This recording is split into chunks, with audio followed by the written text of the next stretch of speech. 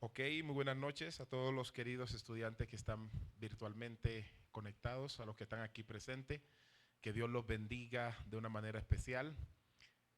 Continuamos con unas clases maravillosas y deseamos aprender rica y abundantemente de la sabiduría del Señor.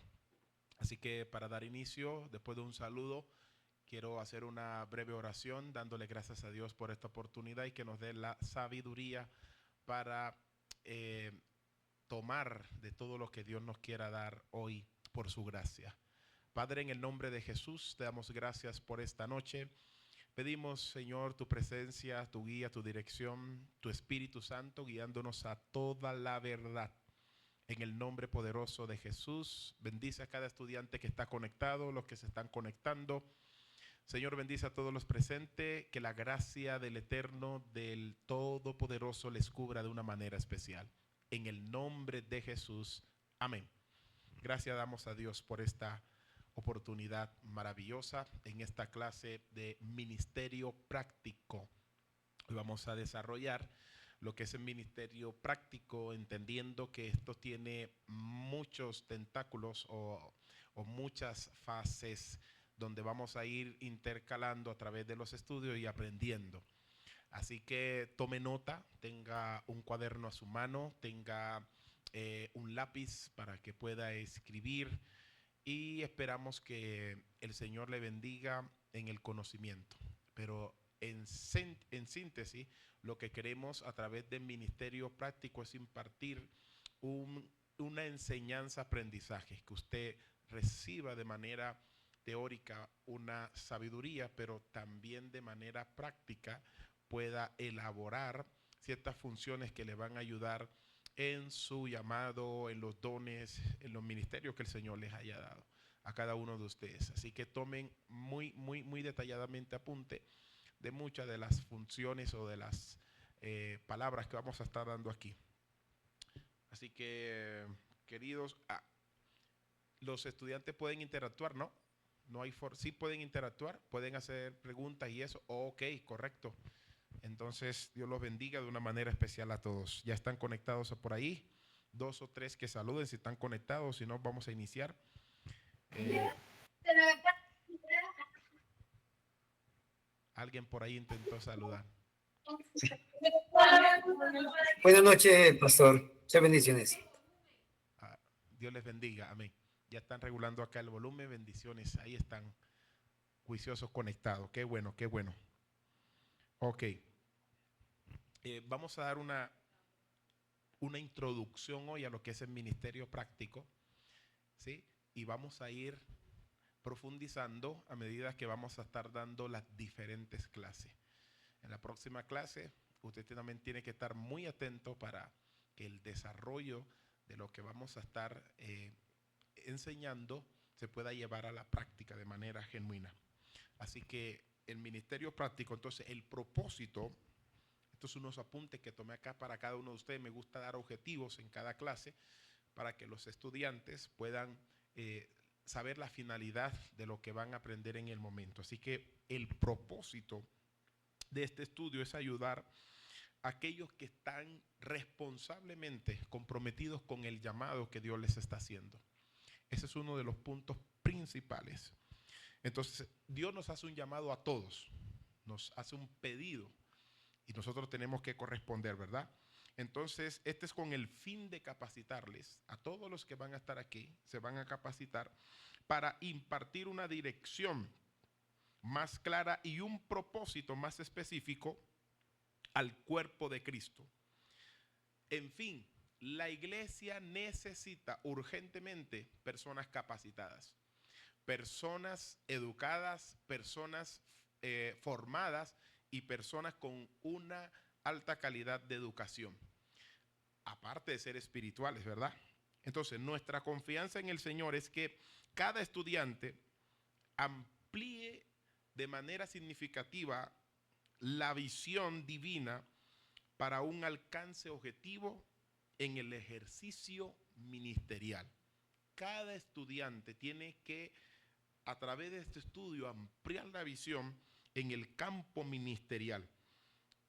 Y el llamado del Señor, siendo nutridos y ayudar a otros a ser nutridos a través del desarrollo espiritual y de las herramientas impartidas a través de este estudio. Así que cada estudiante tiene que ampliar su visión.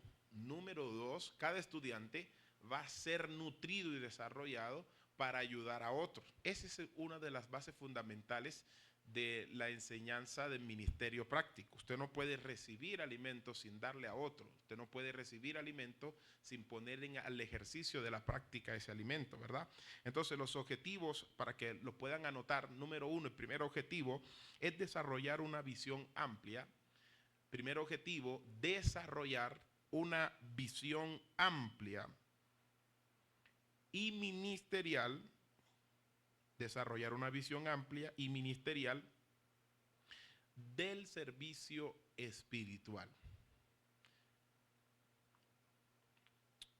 Número 2, madurar y transformar conocimientos teóricos a la práctica. Madurar y transformar conocimientos teóricos a la práctica. Número 3, comprender la forma práctica del ministerio. Comprender la forma práctica del ministerio. Son 5 objetivos de esta clase. Comprender la forma práctica del ministerio. Número 4, alcanzar de manera eficiente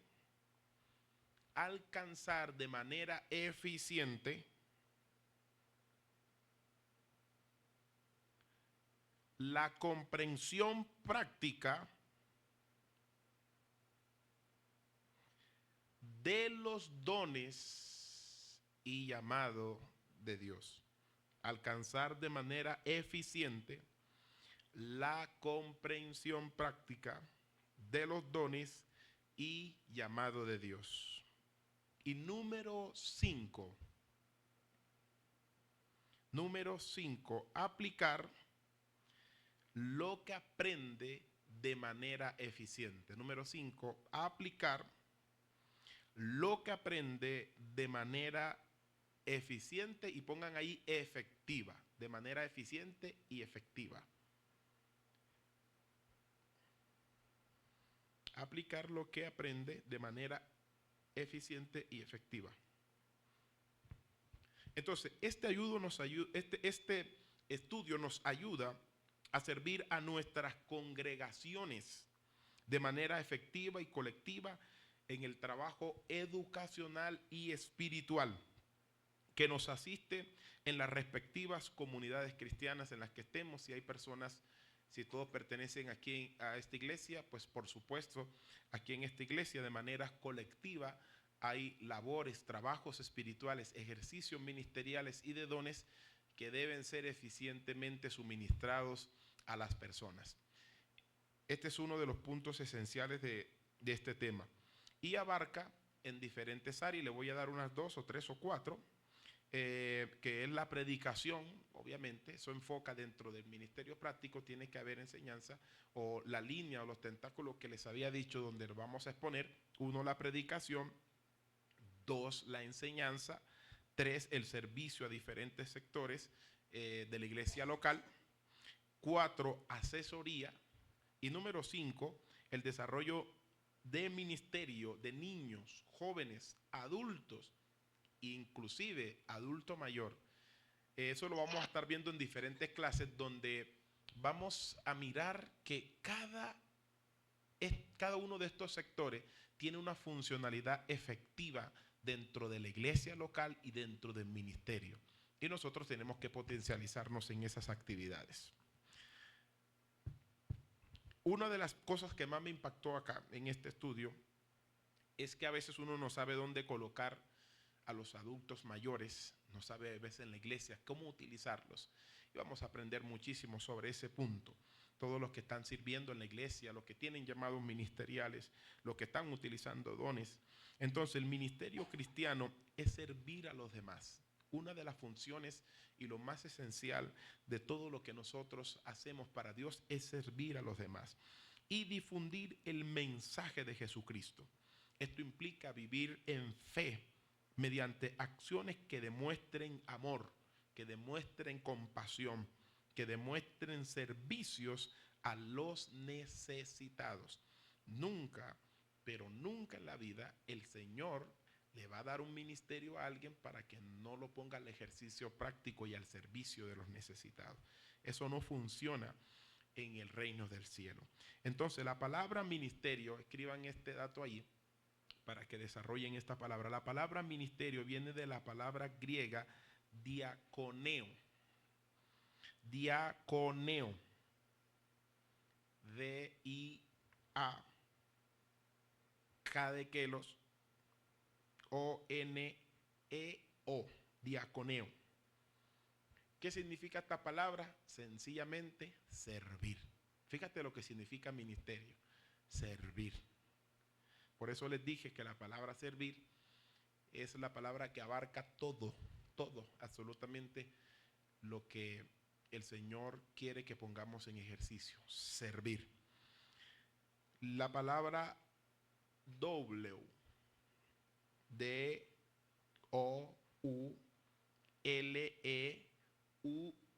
W, significa servir como esclavo. Servir como esclavo no significa que usted va a estar encadenado. Servir como un esclavo es un deber oficial de la persona que era tomada. Por lo tanto, tenía un dueño, tenía un señor, un amo, que no hacía a la persona esclava, necesariamente no hace lo que quiere. La persona esclava hace lo que le digan. Así que esto demanda también un acto de obediencia. Doblo no solamente significa servir como esclavo, sino que demanda un acto de obediencia. Correspondo porque no es una persona cualquiera a la que yo le voy a pretender mis acciones, sino que yo le debo mis acciones. Porque recuerden que Jesús es Señor de todos. Así que se finaliza la importancia de la preparación de todos los niveles del ministerio, desde los pastores hasta los encargados de las tareas prácticas de la iglesia, destacando que todos deben ser educadamente preparados para cumplir el llamado. Ningún llamado en la Biblia fue clandestino. Todo el que Dios llamó, Dios lo preparó. Todo el que Dios llamó, Dios lo educó.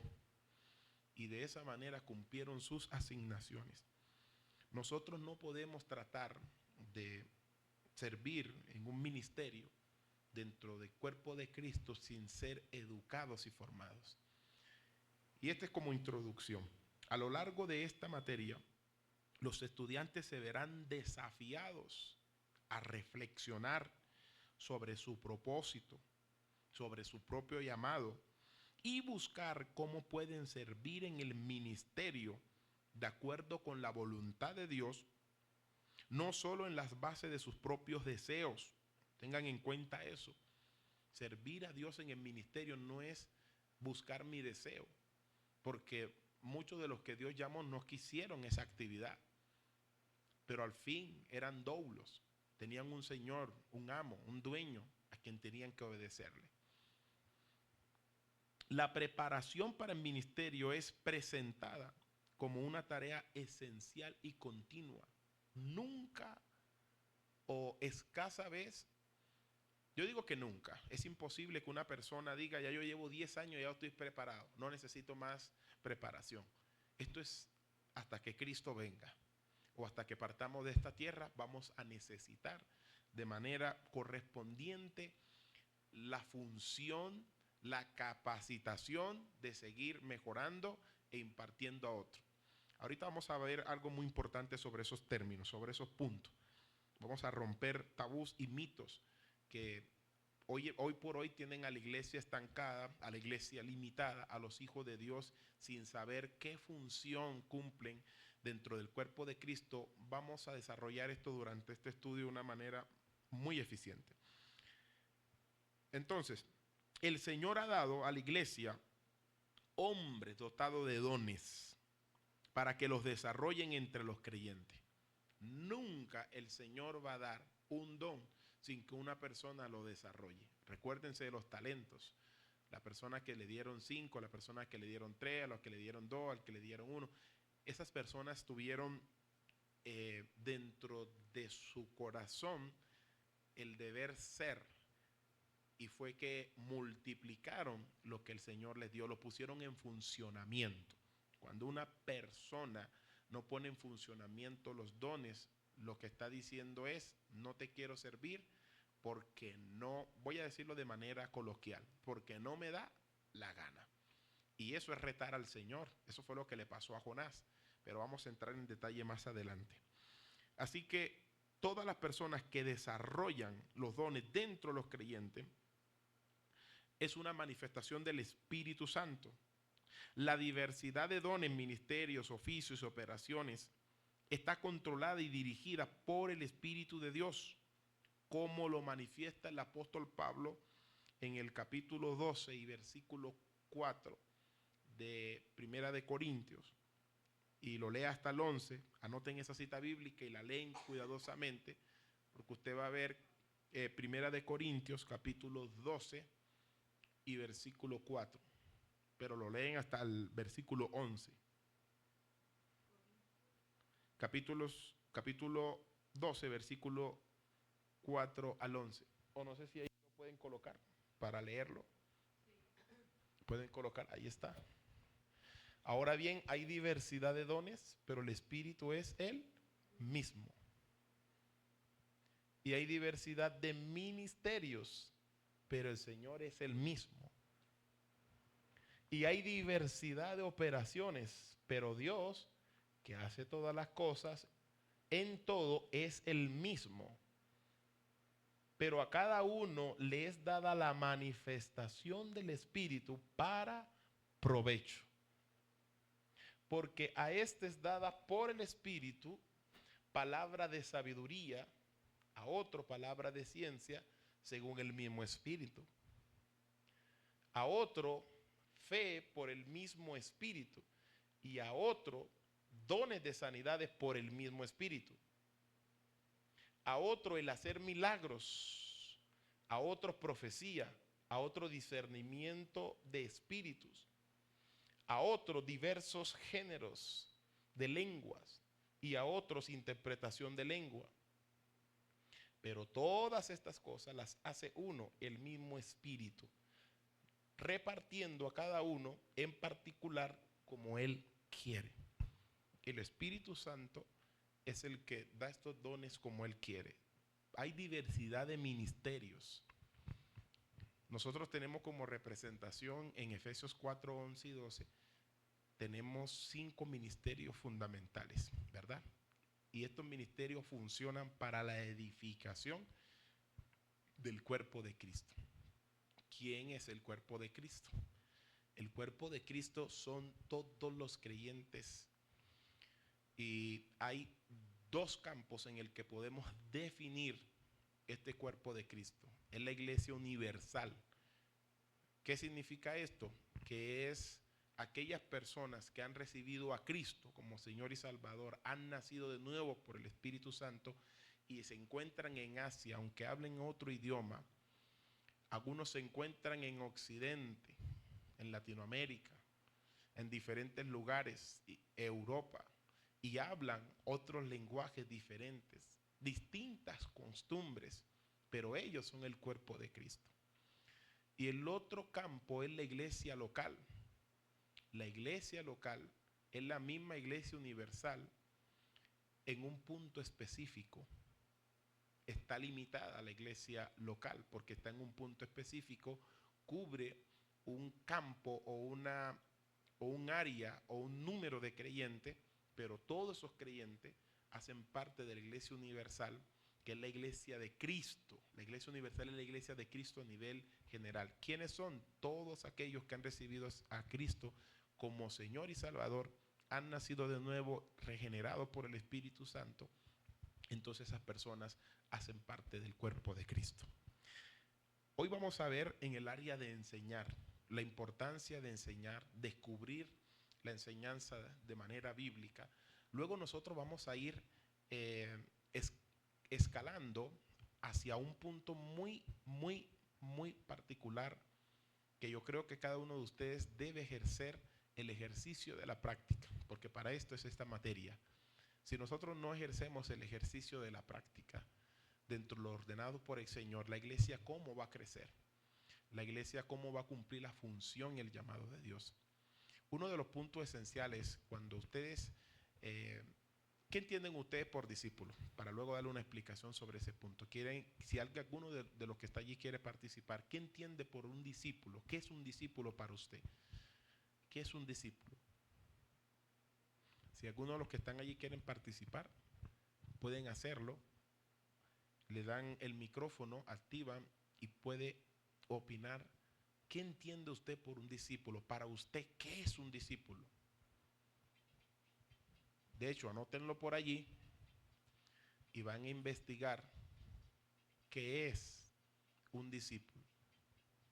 Porque esta es una de las áreas donde vamos a profundizar y vamos a conocer que un discípulo no es una persona que simplemente aprende.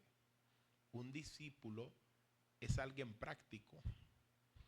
Jesús no vino a ser creyentes, Jesús vino a ser discípulos. Y cuando en la comisión envía a los discípulos, les dice, hagan discípulos, no creyentes, discípulos. Van a investigar esa palabra, búsquenla en un libro, en un diccionario, en internet. ¿Qué es un discípulo? Y le voy a enseñar unos puntos importantes que jamás van a olvidar de lo que es ser un discípulo, pero investiguenlo primero. Recuerde que pueden participar. Me gusta la participación de los estudiantes. Es muy bueno que participen porque en la participación ustedes van ejercitando su cerebro, su capacidad, ejercen la forma de pensar. Así que pueden participar con toda libertad, no les vaya a dar pena.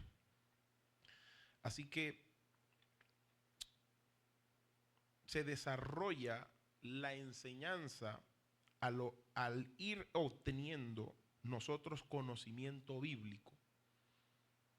El conocimiento bíblico es la base del ministerio y de todo lo que usted pueda ejercer en esta tierra para Dios. El conocimiento bíblico es la base de todo. Obviamente que tenemos sobre esa base al Espíritu Santo, a nuestro Señor, claro que sí, pero todo tiene que ser extraído de la Biblia.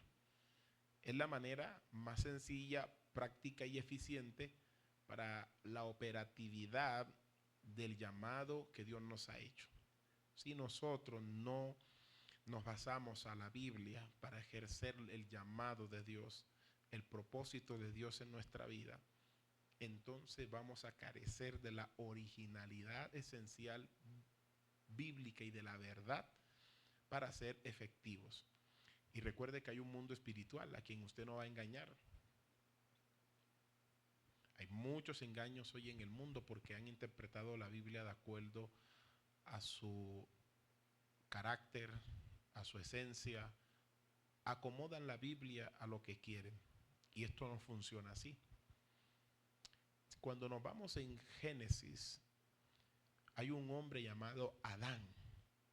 Adán es el hombre quien Dios elige y le da una visión. Dios llama y Dios da visión. ¿Cuál fue la visión que Dios le dio a Adán?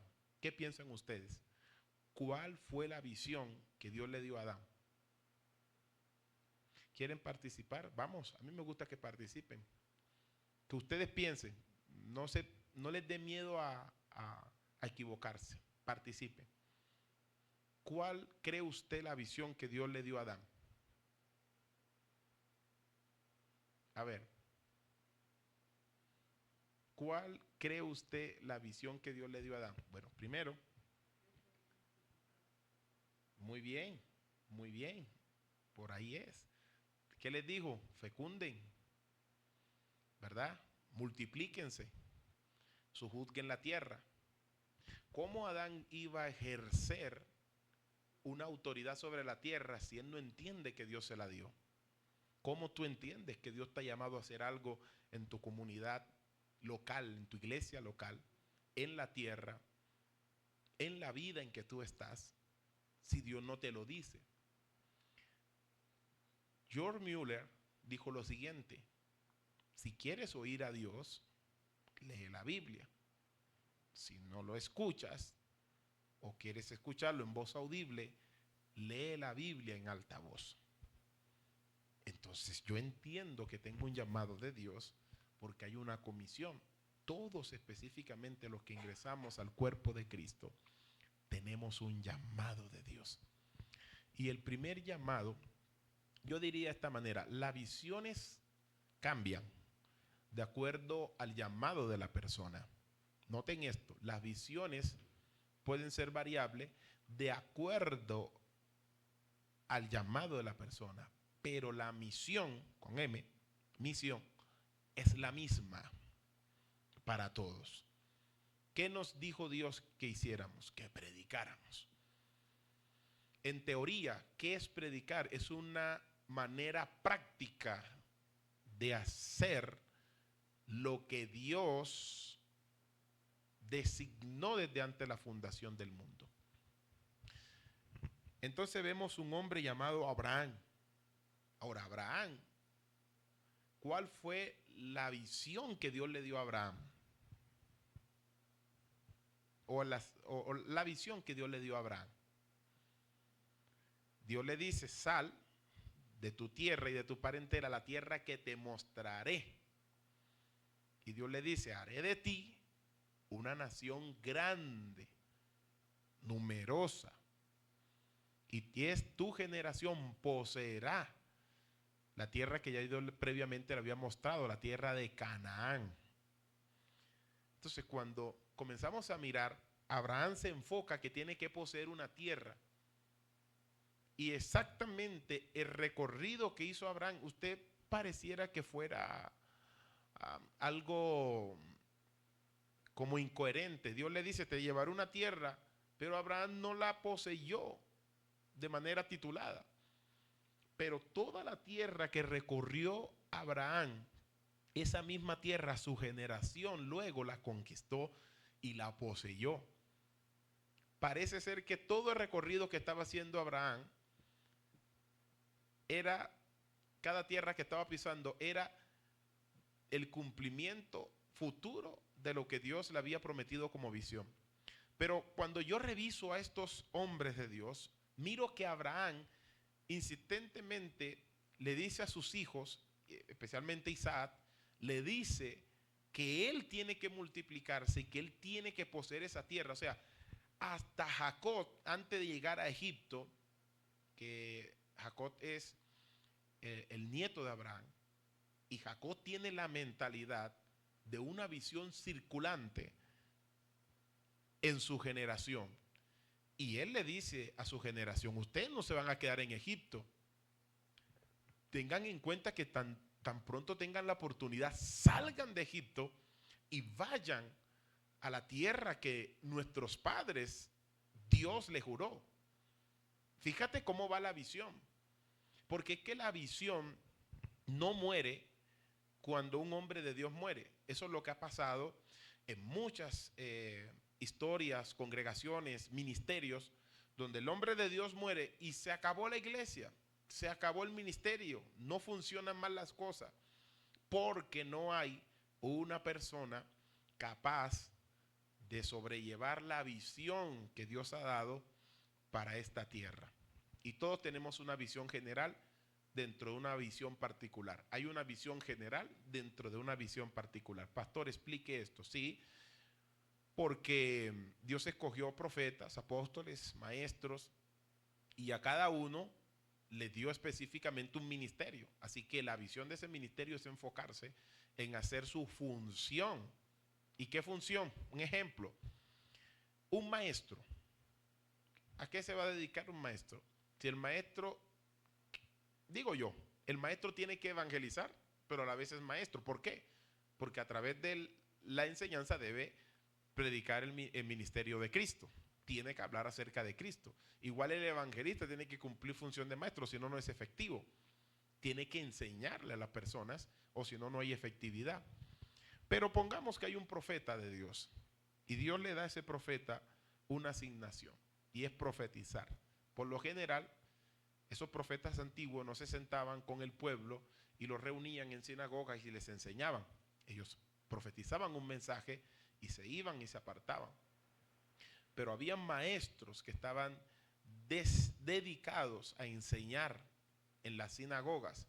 Digo sinagoga cuando destruyeron el primer templo en el 580 y algo antes de Cristo, que de ahí es donde nacen las sinagogas y nacen en Babilonia.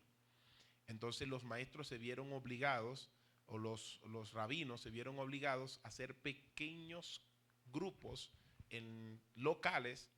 Ahí es donde nacen las sinagogas, y donde hubiera la capacidad de reunir, o hubiera en un territorio 10 judíos varones a 12, se podía hacer una sinagoga.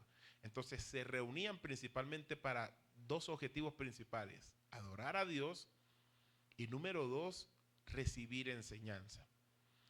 Y desde ahí nacieron las sinagogas por la ausencia del templo. Y los maestros enseñaban localmente en lugares consagrados para recibir enseñanza. Hoy nosotros tenemos iglesias locales, ¿cierto que sí? Y en esas iglesias recibimos formación por medio de nuestros líderes, por medio de nuestros pastores. Entonces, si ustedes no se organizan a ser formados por medio de la institución que Dios habilitó en la tierra, nunca van a alcanzar la plenitud o la capacidad máxima de su llamado. La gente no quiere estudiar, la gente no quiere prepararse. Dios nunca hizo un ministerio microondas. Dios preparó, formó a los profetas. A veces dentro del mismo proceso los formaba. Yo anhelaba tener en mis inicios esta bendición que ustedes tienen hoy. Aprovéchenla. En mis inicios no había la capacidad, o no había la capacidad pastoral de decir: vengan, estudien en un instituto, capacítense, fórmense. No estaba eso. Hoy la gente tiene a la mano la formación y no la aprovecha. Por eso carecemos de efectividad en los ministerios de hoy. Entonces viene un personaje, tiene 10 años en una iglesia, pero nunca se preparó, se educó, y dijo de un momento a otro que Dios lo llamó porque él sienta a predicar, y va y forma un ministerio, y levanta una iglesia, y levanta un grupo de líderes. Pero como no tiene la formación educacional, va a cometer muchos errores, inclusive de interpretación de las Sagradas Escrituras. Entonces comienzan a salir de esa misma iglesia, como no hay orden, hay una división, hay un problema, y se divide un grupo para acá y otro para acá. Y este que no tuvo formación, y el grupo que tampoco tuvo formación, que es mucho más, digámoslo de esta manera sin ofender, de manera analfabeta en la parte bíblica, y se reunieron y ahí formaron una iglesia y ya, y le llamaron un nombre, y ahorita nos vamos a llamar así, vamos a trabajar así. Y nacen ciertas religiones que son heréticas, porque no saben ni siquiera interpretar la Biblia.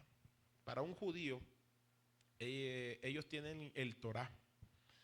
La Torá son los 5 libros de la Biblia, ¿verdad? Génesis, Éxodo, Levítico, Número, Deuteronomio. Y cuando ellos no han estudiado profundamente la Torá, no pueden leer el Taná.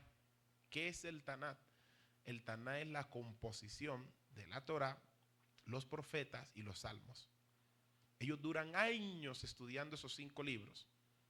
Desde los 13 años ya un niño debe por lo menos conocer en gran parte el Torá, la Torá. Y hoy en día las personas pueden pasar 20, 30, 40 y 50 años y no se sabe ni un versículo bíblico en nuestra parte occidental, pero en la parte oriental son sagradamente las líneas que se alinean al estudio, ¿no? Que son los judíos ortodoxos. Recuerde que hay varias ramas de judíos: los ortodoxos, los ultra ortodoxos, están los judíos mesiánicos, están los judíos que se basan al Talmud, al Zohar, a la Cábala, etcétera, etcétera. Hay muchas ramas de judíos, pero digamos los ortodoxos. Ellos toman a los niños van a la escuela, los niños no aprenden otra cosa sino el Torá. En su 70, 80, 90% aprenden en la Torá. Así que cuando llegan a la edad de 13, 14 años, ellos saben mucho más la ley que hasta un pastor que lleva 50 años aquí en Latinoamérica.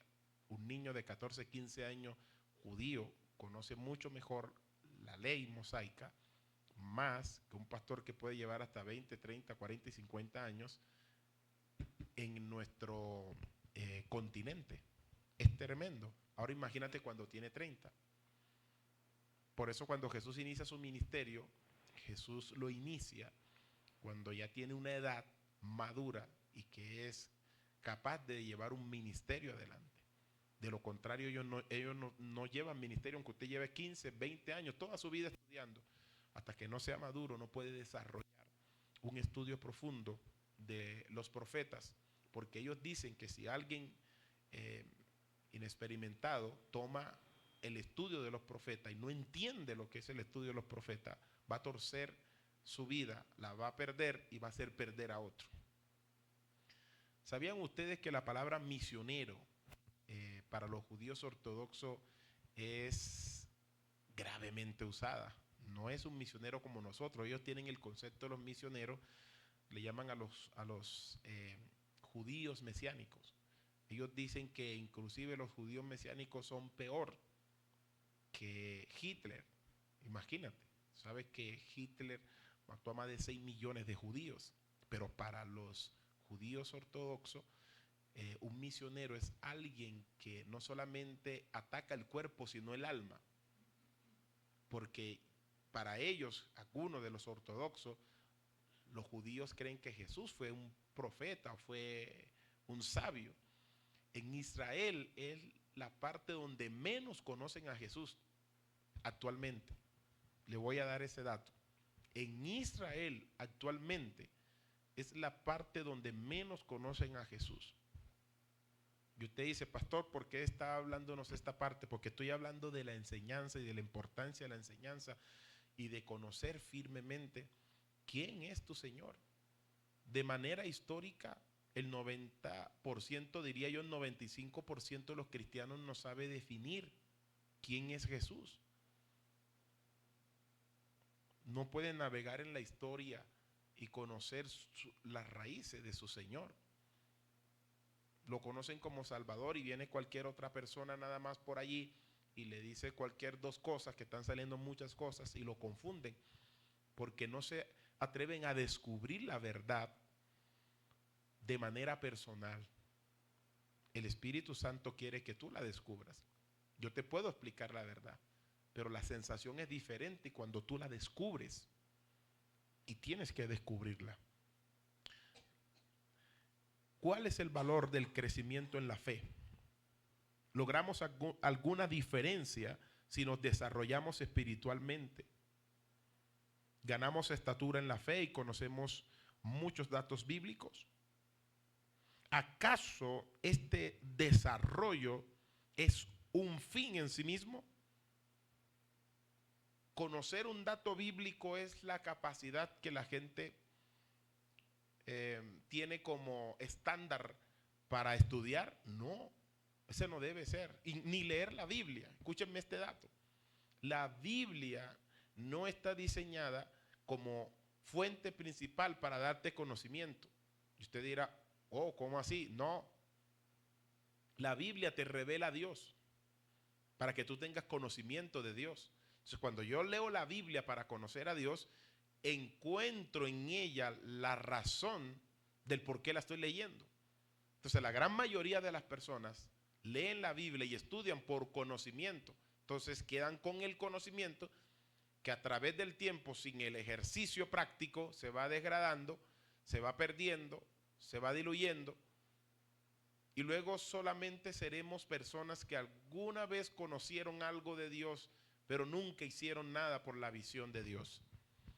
Y es ahí donde la iglesia poco a poco disminuye en su fuerza de fe, en su fuerza espiritual, en el carácter imponente que Dios le dio a la iglesia para romper el mundo de las tinieblas, y la iglesia cada día se hunde en su propio afán. Entonces, ¿acaso este desarrollo es un fin en sí mismo? De ninguna manera. ¿Es esta la meta de la madurez cristiana? Porque no vivimos aislados. Se nos amonesta a crecer en la gracia. Segunda de Pedro 3:18, vamos a leerlo. Dios quiere que crezcamos en la gracia como primera fuente. Segunda de Pedro 3:18. Segunda de Pedro 3:18.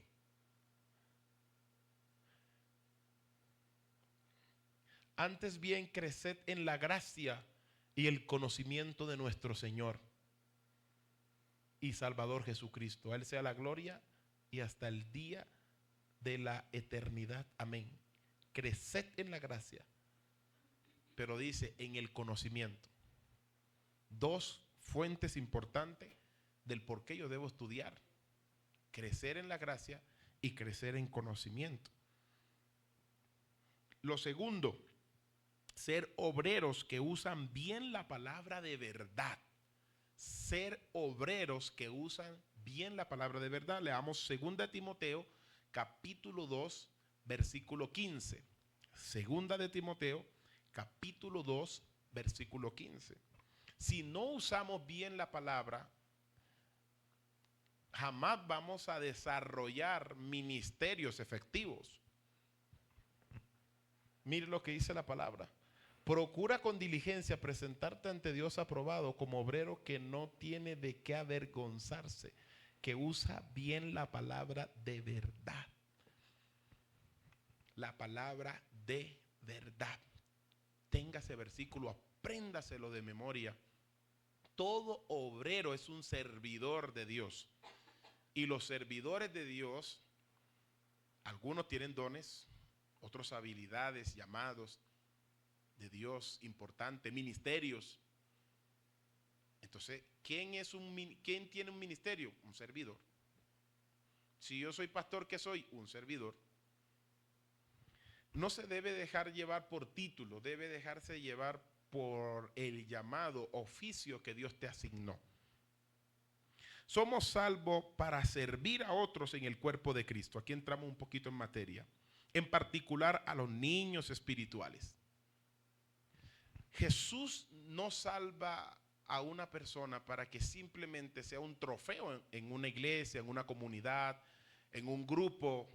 No somos trofeo para exhibirnos bonitos, con corbata, con saco y demás, y simplemente ser un ciudadano común cuando salgo de la iglesia. Mire, ¿sabe cómo nos ve hoy en día el sistema?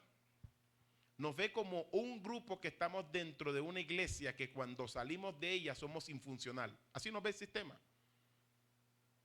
Lo voy a repetir. El sistema nos ve como un grupo cultural, religioso, que está dentro de una iglesia fuerte, pero cuando sale fuera es infuncional. Eso nos hace esclavos del sistema. Por eso la iglesia cada día es arrollada por el sistema. 2, es arrollada por el poder imponente que tiene de influencia la sociedad. 3, es arrollada o arrastrada, vamos a decirlo de esta manera, por la cultura. La cultura, el sistema y la sociedad. Tres enemigos de la iglesia, yo los llamo así. Son enemigos de la iglesia. ¿Por qué? Porque de una u otra manera han disminuido a la iglesia gradualmente. Cuando yo estaba en 9º grado, la profesora nos explicó sobre un experimento y pues así es naturalmente como se llama, un sapo. En algunos países eso es grosería, pero si lo llegan a ver en algunos lugares acá en Colombia, un sapo es un animal, una rana es diferente, o llamémoslo rana, pero es un sapo. Cuando lo ponen en agua caliente, el sapo, inmediatamente él busca liberarse porque ve el agua caliente como una amenaza de muerte. Pero cuando lo coloca a llama baja y le va subiendo gradualmente el fuego, el sapo, él entiende que está en agua fría y el calor que va sintiendo, él no lo asimila como una amenaza. Y de manera gradual va subiendo la llama hasta que el sapo muere sin darse cuenta. Y es exactamente como yo miro a la iglesia de hoy, a la gente que tiene llamado, a la gente que tiene propósitos de Dios y que no los pone a funcionar en la iglesia. Y que la iglesia tampoco funciona como el cuerpo de Cristo y como debe funcionar. Entonces el sistema, la sociedad y la cultura nos van acelerando el fuego de manera gradual, sencilla.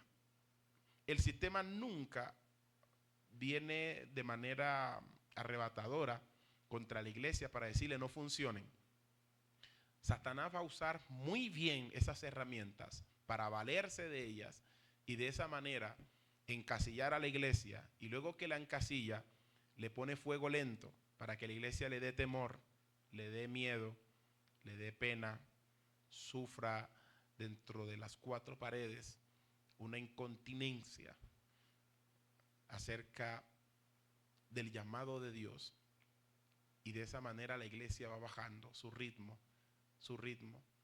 Escuché una persona que dijo, la iglesia va a desaparecer. La tecnología va avanzando y la iglesia va disminuyendo. Ahora, frente a ese reto que tenemos nosotros, es donde debemos ser objetivos. ¿Objetivos en qué sentido? En que no nos llamaron a tener un conocimiento y poseerlo de manera personal. Nos llamaron a distribuirlo, a ejercerlo, a ejercitarlo, a ponerlo en práctica, a fomentarlo. Imagínense si los discípulos de Jesús tuvieran el carácter de nosotros que tenemos hoy. No estuviéramos salvos ninguno en Latinoamérica, ni en Europa. Yo digo que en Oriente escasamente, porque si no creyeron en Jesús, hubiera desaparecido el nombre de Jesús. Gracias que Él encontró personas que fomentaron, pusieron en práctica. O sea, Jesús no estuvo con los 12 discípulos, le voy a adelantar a esto. Jesús no estuvo con los 12 discípulos enseñándoles teoría. Recuerden que un discípulo, inclusive de los filósofos Platón, Aristóteles, tuvieron discípulos. De hecho, Platón es de Sócrates, creo que es, o de Aristóteles, creo que es discípulo. ¿Sabe qué hacían los discípulos griegos?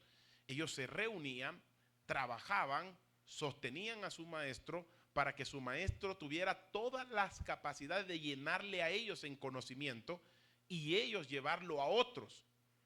Cuando Jesús viene, Jesús de manera práctica toma a sus discípulos y los hace vivir con ellos, duerme con ellos, amanece con ellos, camina con ellos, come con ellos. Ellos veían situaciones en las que Jesús se desenvolvía cuando era atacado, cuando había una tormenta.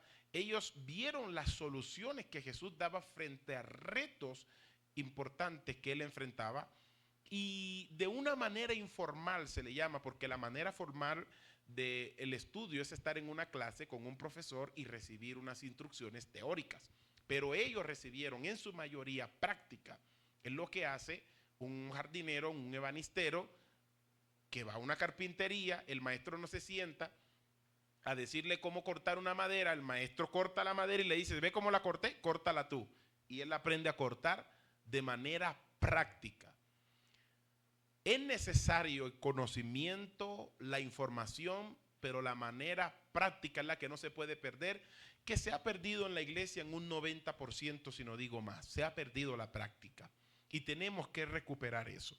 Y con este estudio, el estudiante tiene que ser ejercitado, tiene que ser animado, tiene que ser confrontado a comenzar a poner en práctica lo que Dios ha puesto en su espíritu como llamado, dones, ministerio.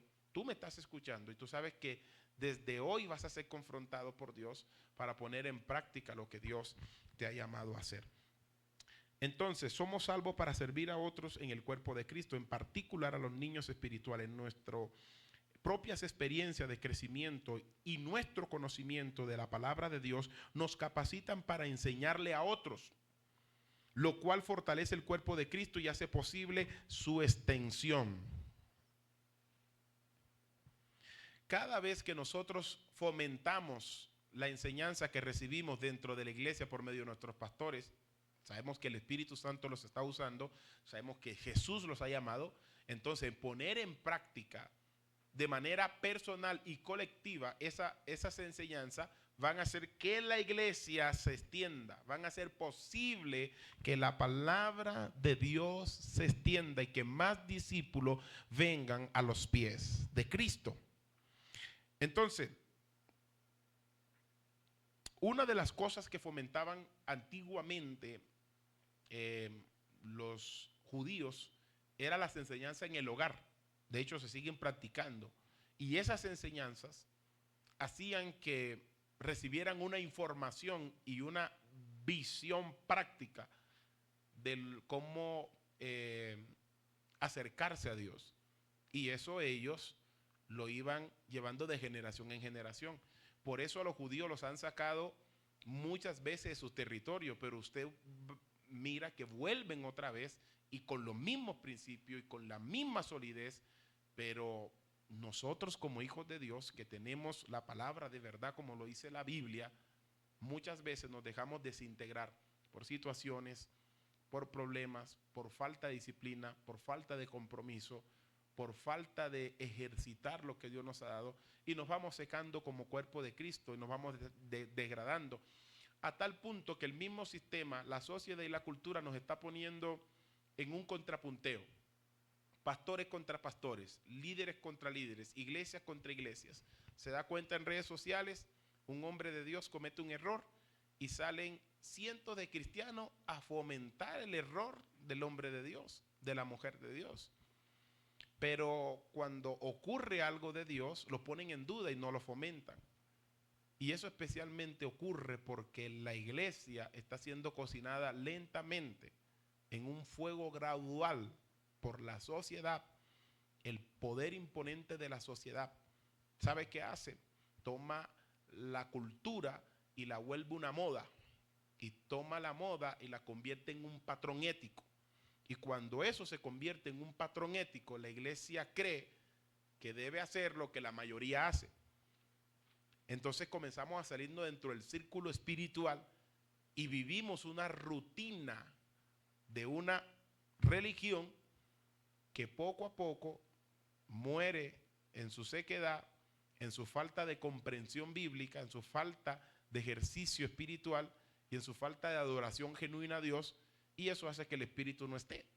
Por lo tanto, se secan las iglesias, los líderes se desaniman, y cuando hay un líder desanimado no tiene una fortaleza visional para imprimirse en los discípulos que Dios ha llamado, porque no se comprometen, no apoyan, no fomentan. Si el líder decide hacer algo, el 99% de la iglesia no se ve por ninguna parte apoyando, y eso hace que el líder entre en una cocción lenta, a tal punto de decir, no, yo para qué voy a hacer esto si ya yo sé que no van a apoyar, yo sé que no van a hacer esto. Y de esa manera entramos en una frialdad y nos dejamos mover y la cultura comienza a entrar en nosotros porque ya vivimos de acuerdo a lo que la cultura está diciendo. Y hay leyes que van en contra de los principios bíblicos y la iglesia dice, amén. Y lo aceptan y lo viven. Y entramos en un pecado global y por ello vienen los juicios de Dios, viene la reprensión de Dios Y luego salen los cristianos a decir por qué Dios hace eso. Es llamando la atención de la iglesia dormida de este tiempo. Es llamando la atención de aquellos que debieran estar funcionando que no están funcionando. El ministerio práctico entra a confrontarte. Y esta introducción de esta materia es para abrirte los oídos, los ojos, el corazón, tu espíritu, y tú digas verdaderamente qué estoy haciendo por la causa espiritual, qué estoy haciendo por Dios. Ahora, tú no puedes mirar el ministerio como una motivación para tú decir que amas a Dios. Voy a explicar esto, presten atención acá. Porque a veces decimos, no, yo amo lo que hago para Dios. Fíjate cómo esto de una manera, digámoslo, esto es un hilo muy delgado. Porque la gente cree que ama a Dios porque ama lo que hace. No te equivoques. A veces hay gente que ama su ministerio pero no ama a Dios. A veces hay gente que ama lo que hace para Dios pero no ama a Dios. Yo amo adorar, o más bien cantar, pero no ama al Dios de la adoración. Yo amo predicar, porque me dan un púlpito, pero no ama al Dios del púlpito. Y eso hace que desmedidamente y desproporcionalmente perdamos la intención inicial de funcionar prácticamente para hacer la obra de Dios. Debemos reflexionar automáticamente con este estudio. Vamos a estudiar los modelos formales del nutrimiento cristiano en esta lección. Vamos a estudiar la verdad bíblica por medio de actividades de enseñanza, aprendizaje. Dos cosas diferentes, aunque suenan casi parecidas. Enseñanza y aprendizaje son dos cosas diferentes.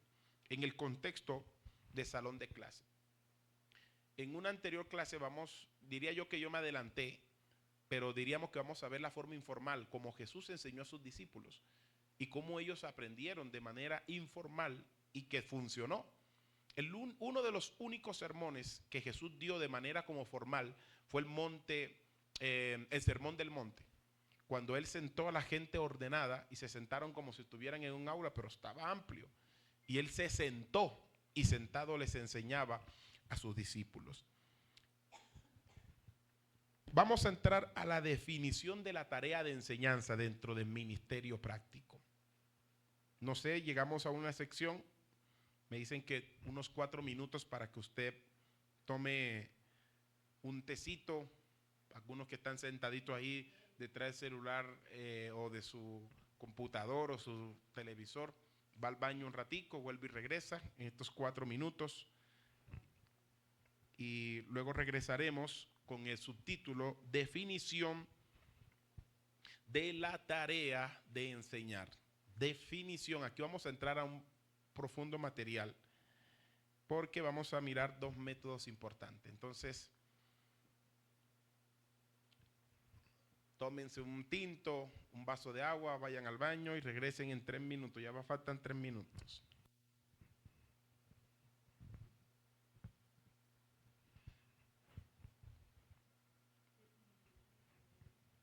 Definición de la tarea de enseñar.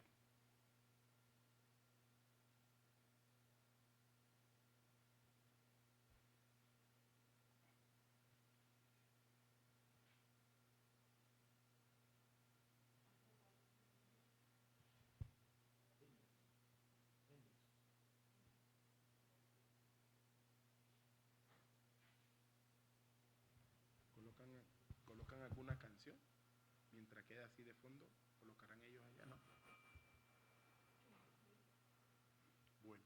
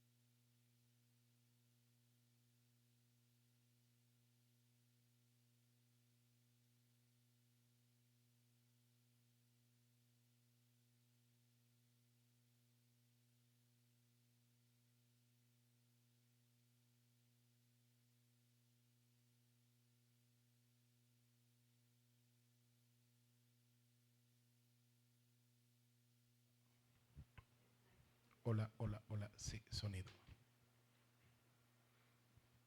Sí, sonido.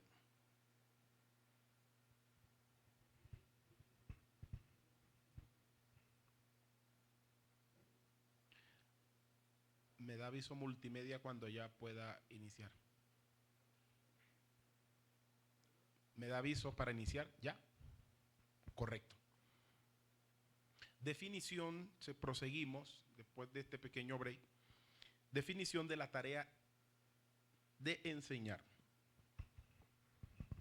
En este primer segmento que hemos visto y hemos desarrollado el conocimiento que no solamente es enseñanza o información, es más que compartir una historia.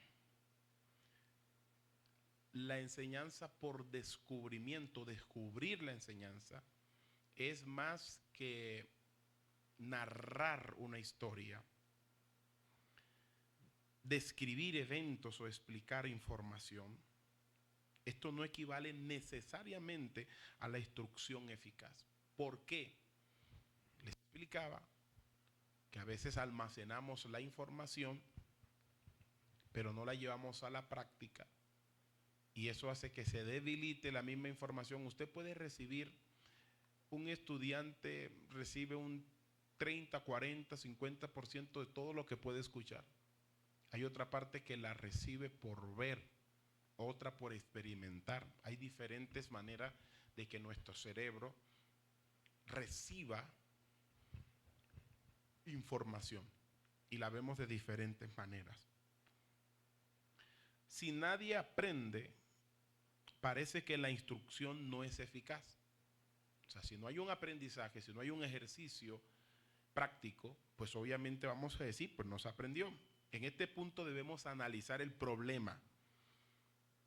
Y podemos decir, ¿acaso el maestro ha fracasado en comunicar eficazmente porque ha usado quizás un solo método de instrucción? O diríamos que el maestro ha apelado solo a un uso narrativo de una enseñanza, a lo cual no ha sido eficiente. Y es donde debemos llegar a este punto, que el mejoramiento de las experiencias de aprender de sus alumnos es ignorado. La vista, el oído, la experiencia, las oportunidades de interacción que tienden a enriquecer su experiencia de aprendizaje. Por eso me gusta que el estudiante pueda participar, hacer preguntas. El refrán que dice alguien por allí, el vendedor no ha vendido un producto sino hasta que el cliente ha hecho la compra. Es apropiado en cierto modo para la experiencia de enseñanza-aprendizaje. Por ejemplo, si el alumno no aprende bien, entonces nuestra instrucción es ineficaz y defectuosa. No se presenta una conferencia o enseñanza en una lección y se supone automáticamente que ocurre el aprendizaje. Eso no funciona de esa manera. Hay una gran parte que sí ocurre.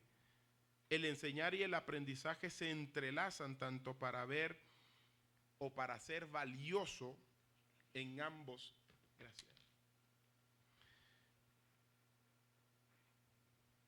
En ambas partes. La verdad no se debe administrar de manera inspiracional. La verdad no se debe ministrar solamente de manera inspiracional. Y usted dirá, ¿por qué, pastor? No. No podemos imponerle a un alumno lo que debe aprender. ¿Por qué? Porque el alumno debe descubrir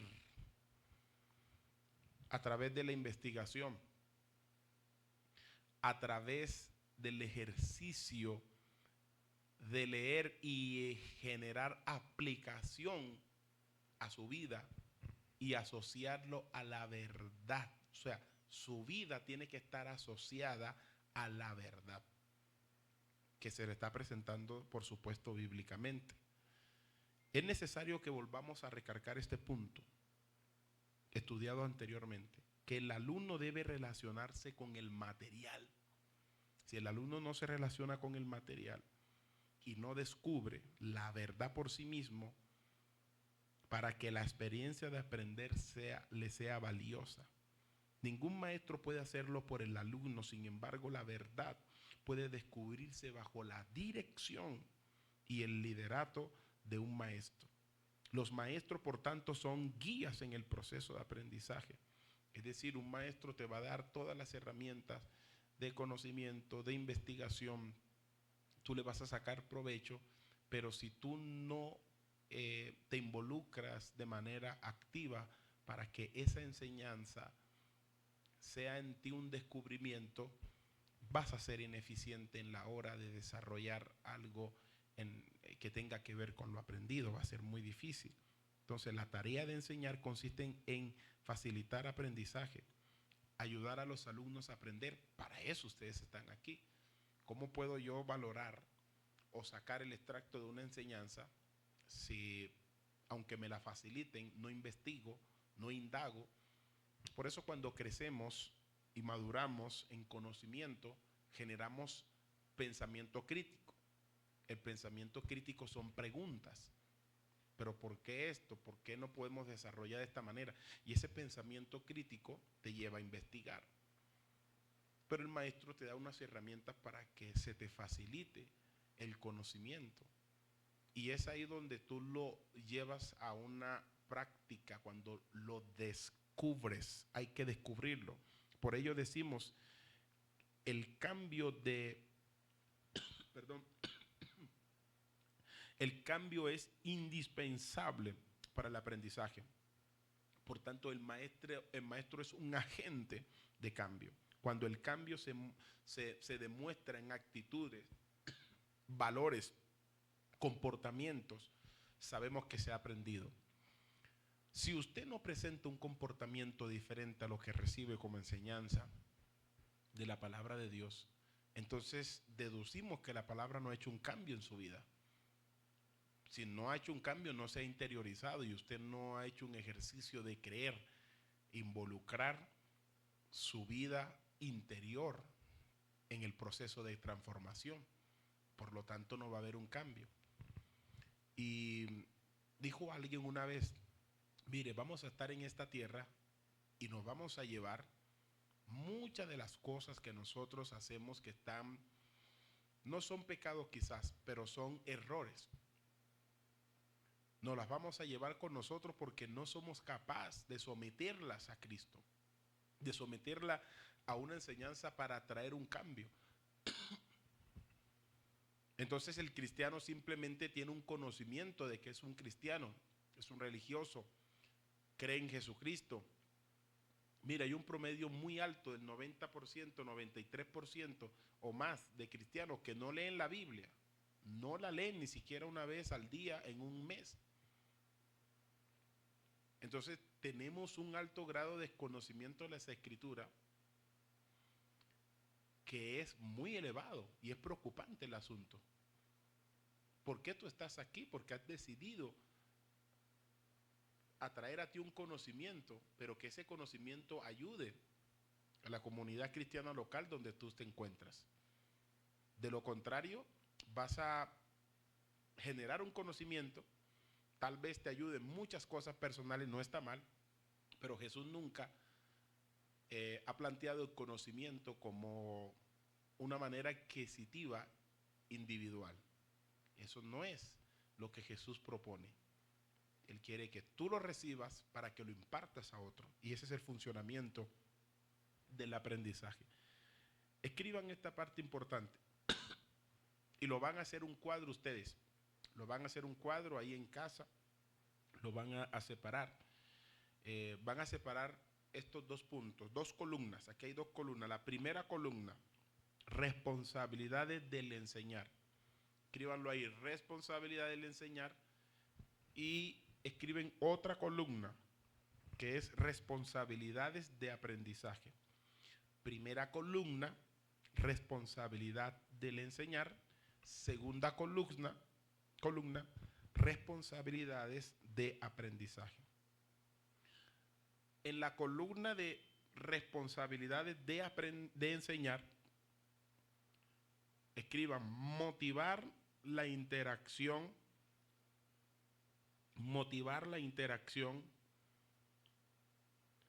estimular la curiosidad,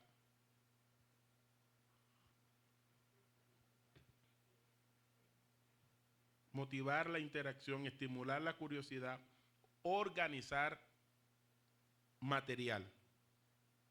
¿Verdad? Cuando hablamos en esta columna y decimos motivar la interacción, es decir, que ustedes se sientan en la libertad, que haya una dinámica, que ustedes puedan compartir pensamientos, ofrecer opiniones, ejercer su cerebro, ejercitarlo, estimular la curiosidad.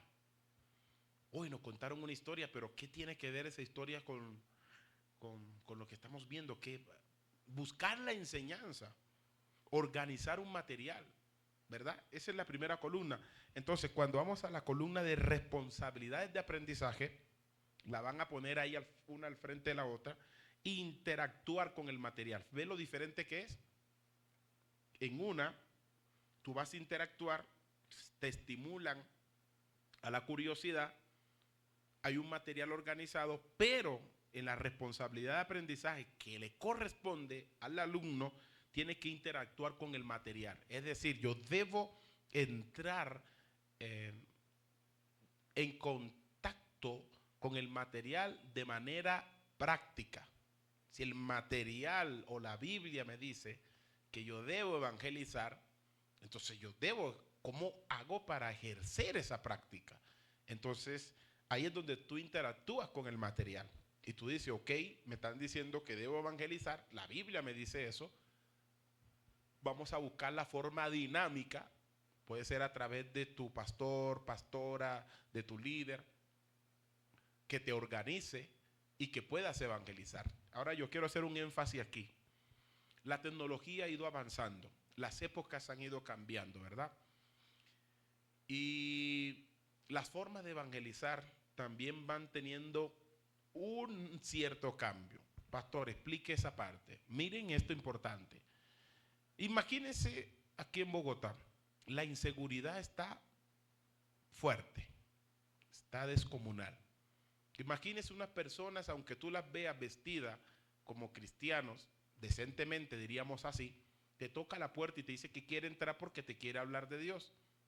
Yo, por supuesto, voy a dudar, porque cuando yo veo una noticia que me dicen que una gente se disfrazó de cristiano, unas personas, y entraron a una casa, han pasado casos de eso, y se hacen pasar por cristianos y roban toda la casa.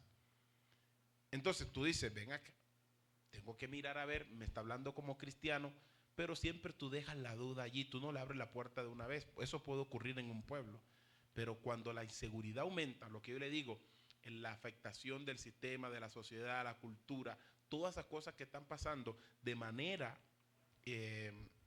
indirecta, están tomando a la iglesia y llevándola a un lado del extremo. Entonces yo digo, me cohíbo a recibir un evangelismo porque creo que estas personas pueden ser fraudulentas y me pueden robar. Entonces tú escuchas desde allá y mejor prefieres no recibir. O hay personas, yo lo estoy hablando en la posición de no ser cristiano. No, gracias. Y te cierran la puerta. Entonces ya el puerta a puerta es casi una función casi obsoleta, que ya casi no se está dando. Yo hice ese evangelismo. Iba puerta por puerta a un barrio, a tocarle la puerta. Muchas veces me ofendieron. Muchas veces me decían, váyase de aquí, no estoy. Mucha gente me decía, cierra la puerta que llegaron unos señores extraños ahí y dicen que son cristianos. No, dígale que no estamos. Yo veía eso. Entonces, el puerta a puerta ya es una parte que casi no está funcionando. Entonces, es donde la iglesia debe dinamizar y buscar las formas para llegarle a una sociedad que está prevenida de que se le acerque una persona. yo he tomado la Biblia en una calle y he tratado de comunicar con una persona y algunos me miran extraño y no quieren ni que los toque, nada, no te reciben nada. Porque ellos creen que puede ser una persona vestida de cristiano con una Biblia que le va a robar. La gente tiene esa mentalidad. Y es donde la iglesia debe, lo que le digo, debe dinamizar, debe interactuar con el material y buscar las formas junto, colectivamente, el cómo van a llegar a esas personas. Un método que puede funcionar no es esencial para el que lo quiere usar. Tienen que usar personas que vivan en una comunidad que lo conozcan y que esa persona pueda fomentar una evangelización o visitas y de esa manera llegar a personas que no conocen el evangelio y que se pueden reunir y que pueda haber un grupo, le llaman célula, casa de pan, casa espiritual, y de esa manera alimentar la iglesia local. Si la iglesia hiciera ese trabajo, póngale que y usara sus redes sociales también para invitar a sus amigos, etcétera, etcétera, algunos 2 o 3 te van a prestar atención. De 1000 que 3 te presten atención, que tú los traigas a la iglesia y que se haga un trabajo con ellos, va a haber una fomentación evangelística de un cierto modo. Entonces no miremos todo negativo, si se puede, pero la gente le da pena, le da temor, y eso lo hace ¿por qué? Porque no interactúa con el material. Siempre tiene un conocimiento, pero al no interactuar, no encuentra la forma dinámica de ejercer de manera práctica lo que el Señor quiere que hagamos. Entonces, número 2, esta es la responsabilidad de enseñar. Número 2, guiar el descubrimiento, prescribir actividades apropiadas. Guiar el descubrimiento, prescribir actividades apropiadas. En la otra columna van a colocar al frente descubrir la verdad por sí mismo, que sería la columna de responsabilidades del aprendizaje. Esa parte fundamental requiere de tu acción. Descubrir la verdad por sí mismo. Voy a ponerte un ejemplo. Descubrir la verdad por sí mismo. Es en la columna de responsabilidad de enseñar. Tienen que escribir ahí, eso lo van a organizar en un cuadro. Por eso le estoy dando 2 columnas y van a poner ahí abajito en cada columna. Guiar el descubrimiento. Esa es la columna de responsabilidad de enseñar, que es 2. La número 2. Guiar el descubrimiento, prescribir actividades apropiadas.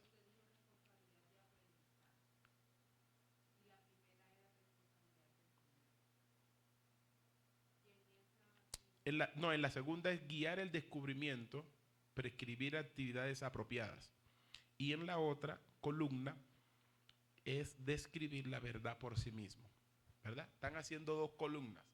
Cuando yo le nombre una, ahí abajito de esa van a colocar lo que le estoy diciendo, lo que le estoy dictando. Entonces, guiar al descubrimiento quiere decir que yo te digo, mira, aquí tú puedes descubrir el potencial, el direccionamiento de tu llamado. Lee este libro, lee este texto bíblico, lee esta historia.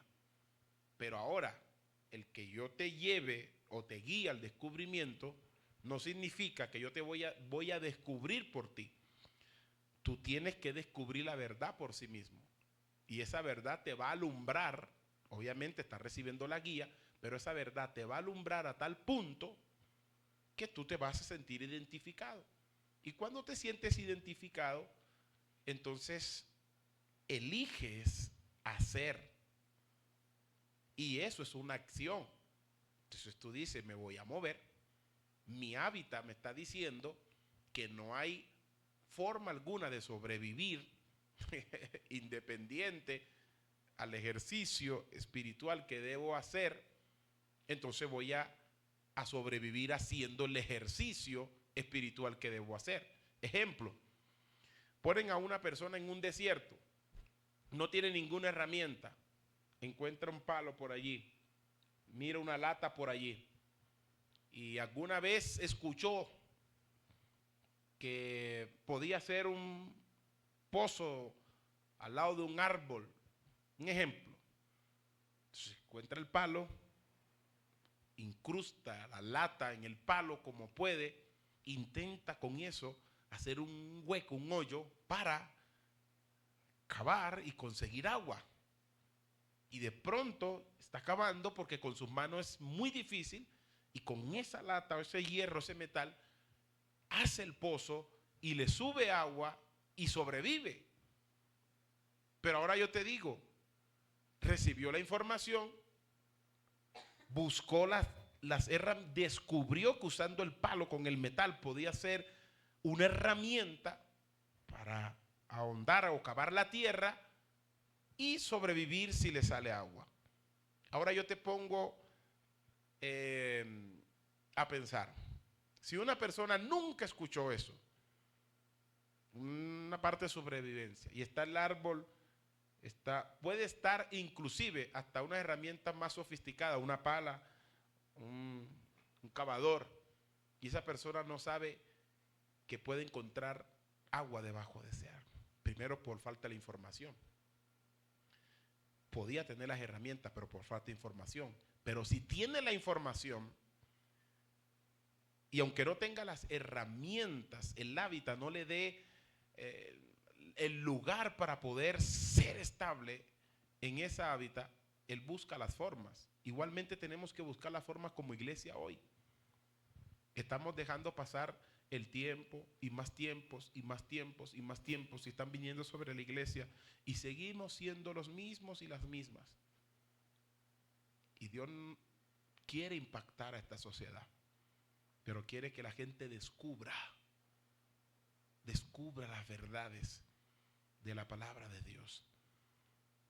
Número 3, en la responsabilidad de enseñar. Ahí van en esa primera columna, responsabilidad de enseñar, van a escribir, hacer preguntas relacionadas con la vida, dar ejemplos relacionados con la vida. Miren lo que yo les estoy dando ejemplos relacionados con la vida, les estoy dando ejemplos, ¿verdad? Plantear problemas relacionados con la vida. Con ese ejemplo que le di estos 3 puntos, lo voy a repetir. Número 3, en la columna, la primera columna, que es de responsabilidades del enseñar, es hacer preguntas relacionadas con la vida, dar ejemplos relacionados con la vida, plantear problemas relacionados con la vida. Entonces ahorita se van a ir a la columna 2, ponen número 3, que es responsabilidades de aprendizaje, ¿verdad? Estamos en esa columna. Hacer aplicaciones personales de la verdad de nuestra vida. Hacer aplicaciones personales de la verdad a nuestra vida. Esto es importante, porque cuando yo hago aplicaciones personales me estoy nutriendo. Cuando tomo enseñanza, mi responsabilidad es nutrir de manera personal la verdad a mi vida. Cuando hago este ejercicio me fortalezco, aprendo y luego lo fomento en otra persona para que ese otro haga lo mismo que yo descubrí, lo cual él debe descubrir también. Y número 4, para seguir al siguiente punto, número 4, en la columna número 1 de responsabilidad de enseñar, apoyar, sugerir, corregir, orar y confiar en Dios. Lo repito, apoyar, sugerir, corregir, orar y confiar en Dios. Ese es el deber o la responsabilidad de la enseñanza. ¿Qué hace la enseñanza? Te apoya, te sugiere, te corrige para que te alinees. Como somos cristianos, oramos y confiamos en que todo va a salir bien. Y en la columna número 2 y última, en la responsabilidad de aprendizaje, que es la número 4, armonizar nuestra vida con la verdad. Armonizar nuestra vida con la verdad. Es decir, yo debo alinearme a la enseñanza, no la enseñanza a mi vida. Yo debo alinearme a la enseñanza, y como esta enseñanza es un aprendizaje que tiene que ser practicado, yo evidencio una experiencia. Y esa experiencia es la que me va a llevar a ejercer y a ejercitar el talento, el llamado. Y en esa búsqueda, la persona descubre que es efectivo, es eficiente en un área que nunca pensó que iba a ser útil. Y es ahí donde tenemos una persona clave en el ministerio, una persona que desarrolla, que fomenta, que ayuda, que nutre a otros, que crece, madura y ayuda a madurar a otros. Es un trabajo colectivo y práctico que si no se ejercita, no se valora, no se ejecuta, la persona nunca sabrá que es capaz.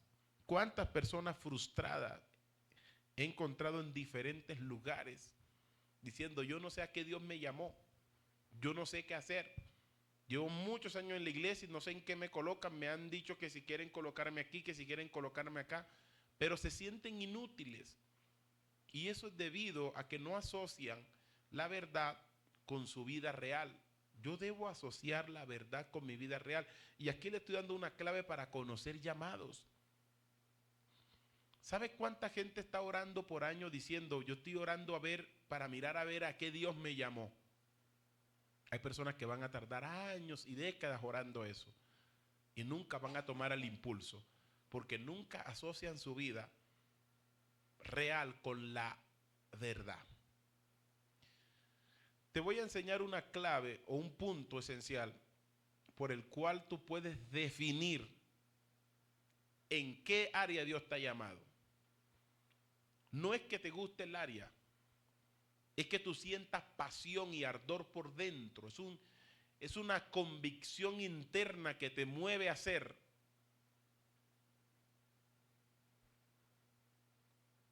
Y cuando descubras eso, trabaja en ese pensamiento. Trabaja en ese impulso, porque ahí puedes.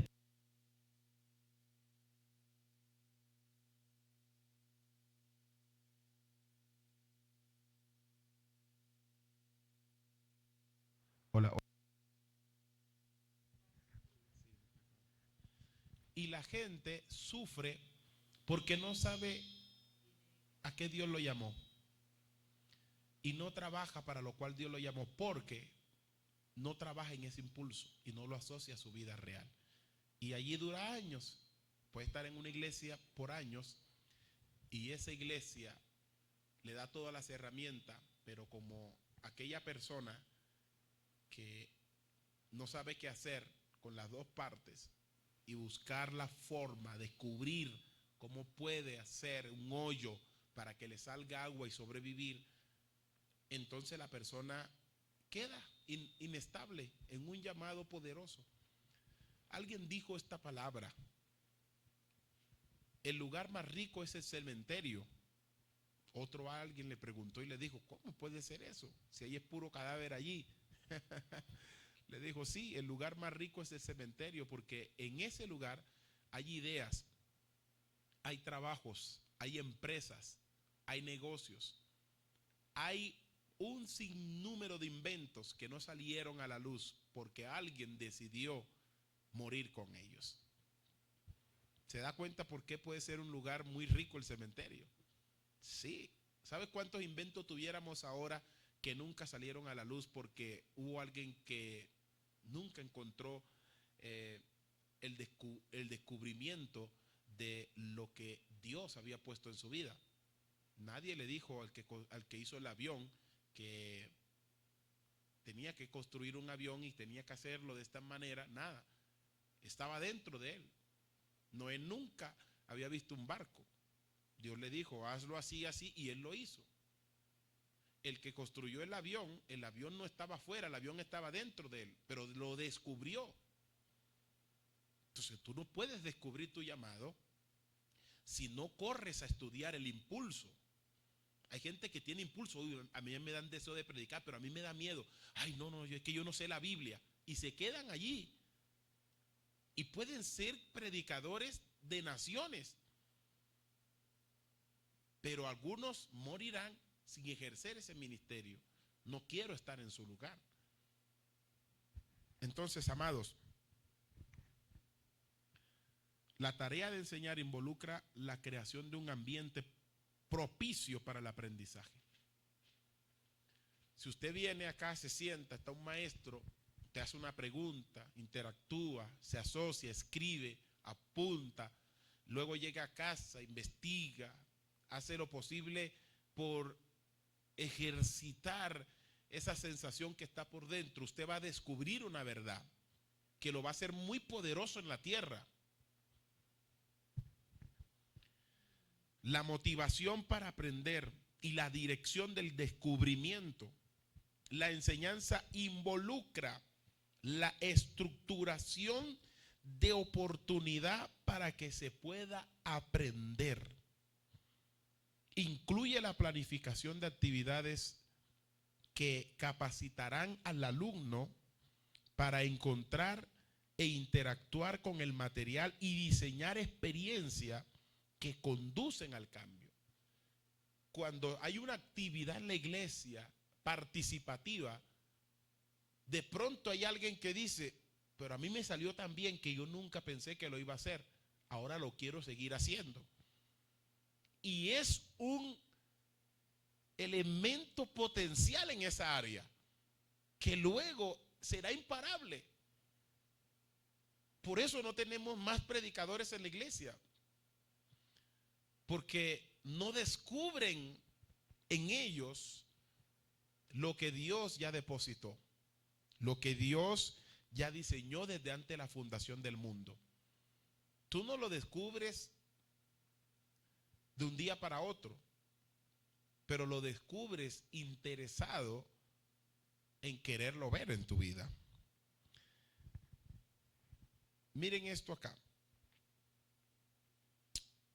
Para impulsar a los alumnos a pasar de su nivel presente a lo que el maestro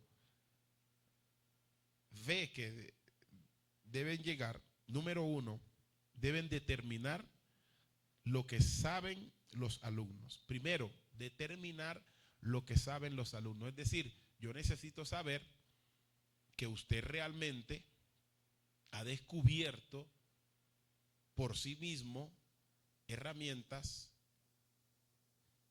conocimiento que le ayudan a ejercitar su llamado. Y usted me lo demuestra. Y usted dice, aquí hay una persona potencial en esto. Esa persona puede funcionar aquí porque estoy viendo esto en ella.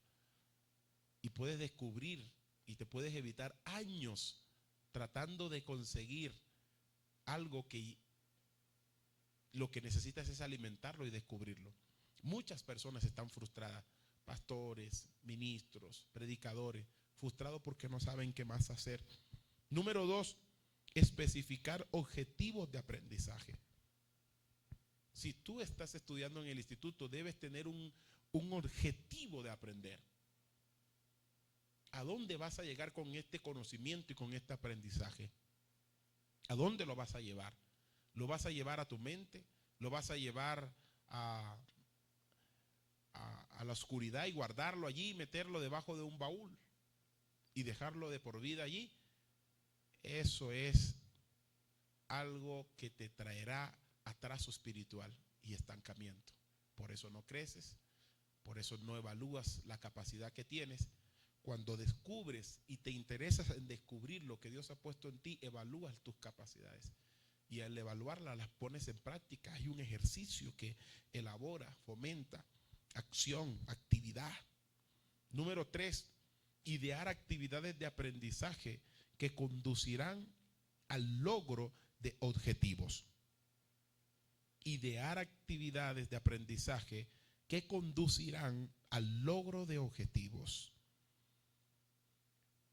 Si la iglesia hace una actividad de evangelizar y reúnen un grupo, la experiencia satisfactoria de ese grupo va a determinar en gran medida el logro que conducirá a objetivo. Los que no participan no van a tener esa experiencia consigo. Por lo tanto, simplemente vivirán un paralelismo de lo que está experimentando el que descubrió que era bueno en eso. ¿Sabes cuántas personas haciendo algo descubrieron que eran buenos en eso? Muchísimas. Y hoy en día son muy exitosos. Como el hombre que había un gran lago y había muchos cocodrilos. Y estaban diciendo, mire, le damos esta cantidad de dinero al que cruce este lago lleno de cocodrilos. Y él tenía un amigo a su lado, el amigo lo empujó, y cuando el tipo se vio en el agua, comenzó a saltar cocodrilo por cocodrilo, una anécdota, ¿no? Y llegó al otro lado, y llegaron las cámaras, los entrevistadores, y le preguntaron, amigo, ¿qué valiente es usted? ¿Cómo pudo lograr cruzar de un lado a otro con ese lago infestado de cocodrilos? Usted es un héroe. Y lo veían desorientado mirando para todos lados. Y el hombre decía, es que estoy buscando la persona que me empujó. Estaba buscando a la persona que lo empujó al lago, y cuando él se vio en el lago tuvo que saltar y brincar y nadar, y nadó muy rápido y se dio cuenta que tenía un potencial, nadaba veloz. ¿Ve? Y así pasa muchas personas, hasta que no lo empujen a un escenario, a algo, no descubren que son buenos en ello. Y número 4, evaluar el progreso. Por eso se tiene que evaluar tu progreso, si has crecido, si has mejorado. Todavía tenemos unos 20 minutos, vamos a ver. No, tenemos 10 minutos. Estudio bíblico por descubrimiento. Esta parte es importante. Vamos a avanzar acá porque yo necesito llegar a... Vamos a llegar acá porque si no, no nos va a dar tiempo.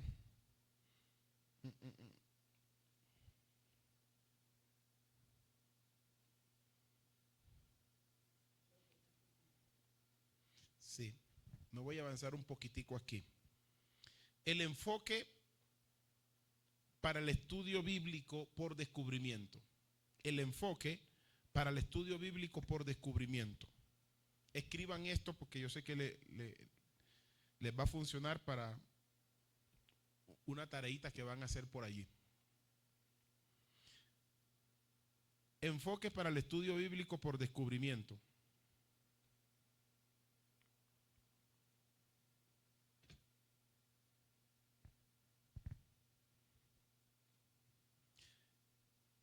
El estudio bíblico por descubrimiento se puede plantear en 4 pasos que pueden resumirse.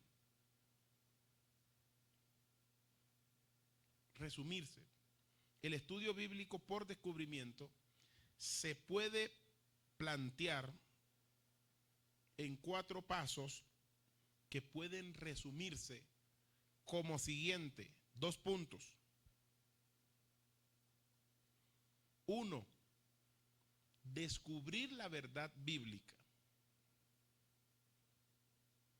Número 2. Definir las necesidades de la vida. Número 1, descubrir la verdad bíblica.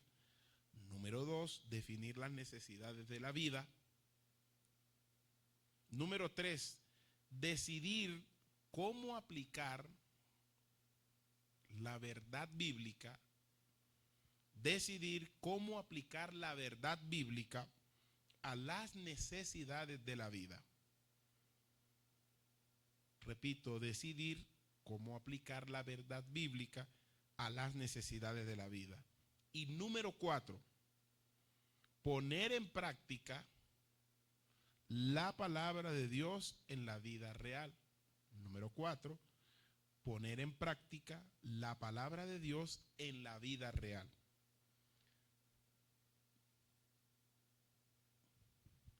El orden de estos pasos determina el enfoque a usarse.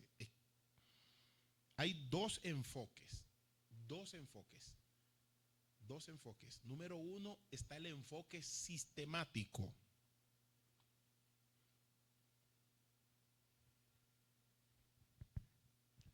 El enfoque sistemático. Número dos, el enfoque de necesidades de la vida. Enfoque sistemático y el enfoque de necesidades de la vida. Los 4 puntos que yo le acabo de dar, cuando varían, se cambian.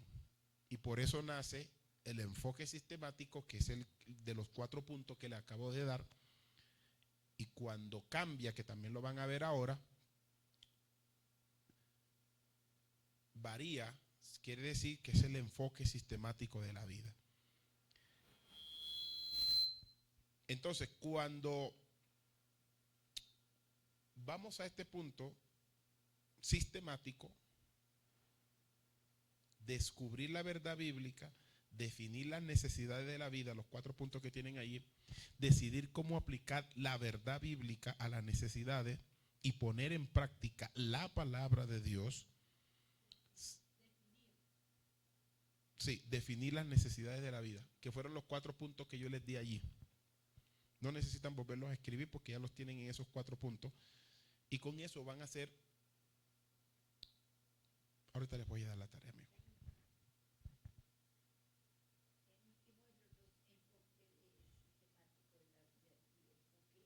Sistemático y el enfoque de necesidades de la vida. Son 2. Entonces, a este enfoque se le llama sistemático porque emplea un enfoque sistemático del estudio de la Biblia. Miren esto importante. Primero, se selecciona un libro o pasaje bíblico.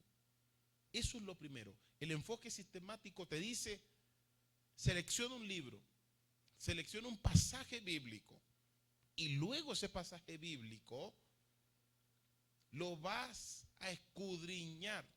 Y cuando lo escudriñes, lo leas, vas a estudiar cuál es la verdad que Dios ha revelado en el pasaje. Entonces, cuando el enfoque sistemático entra en acción, tú dices, ok, estoy leyendo un libro de la Biblia, luego ese libro de la Biblia se me revela una verdad bíblica en el pasaje o en el libro. Entonces se hace uno esta pregunta: ¿cómo se aplica esta verdad a la necesidad de mi vida? Fíjese cómo trabaja el enfoque sistemático. Vamos por punto. Usted está leyendo la Biblia, lee un libro específico, usted encuentra un pasaje específico, de ese pasaje específico se le revela una verdad, de esa verdad usted se hace la pregunta: ¿cómo aplico este pasaje a mi vida o a alguna necesidad de mi vida? Entonces lleva uno a la práctica lo que ha descubierto. Fíjate cómo funciona este enfoque sistemático. Yo lo miro de esta manera. Es como usted andar armado. Usted dice, yo me voy a armar con este palo porque por aquí sale un animal y con este palo lo voy a ahuyentar cuando me salga. Y tú vas con tu palo armado y te salió el animal. Y tú agarraste tu palo y te defendiste y le diste y se fue. Pero luego está el otro enfoque, que es el enfoque de la necesidad de la vida. Este enfoque te dice a ti, no agarres nada, ves caminando. Cuando te salga el animal, tú miras para alrededor y mira a ver qué buscas y qué encuentras. Y encontraste una piedra y se la tiraste y le diste y se fue. Había un palo, había una piedra, había por decir así, había un balón u otro objeto, pero tú elegiste la piedra porque viste más conveniente que podías tenerlo a distancia y ahuyentar el animal. Fíjate cómo funciona. El primer enfoque ya lo tienen claro. Estoy seguro que lo tienen claro. Usted es andar armado. Usted tiene el estudio de la Biblia memorizado, ya aprendido. Y cuando hay una necesidad de su vida, usted dice, La palabra de Dios, la gran mayoría de los cristianos hacemos eso. La palabra de Dios dice esto, esto y esto. Entonces yo creo esto. Porque mi necesidad va a cambiar porque la palabra de Dios dice así. El enfoque de necesidad de la vida difiere un poco y puede diamagrarse como lo siguiente. Número 1. Enfoque de la vida. Pongan ahí enfoque de la vida o enfoque de la necesidad de la vida. Es la palabra correcta. Enfoque de la necesidad de la vida. Número 1. Definir las necesidades de la vida.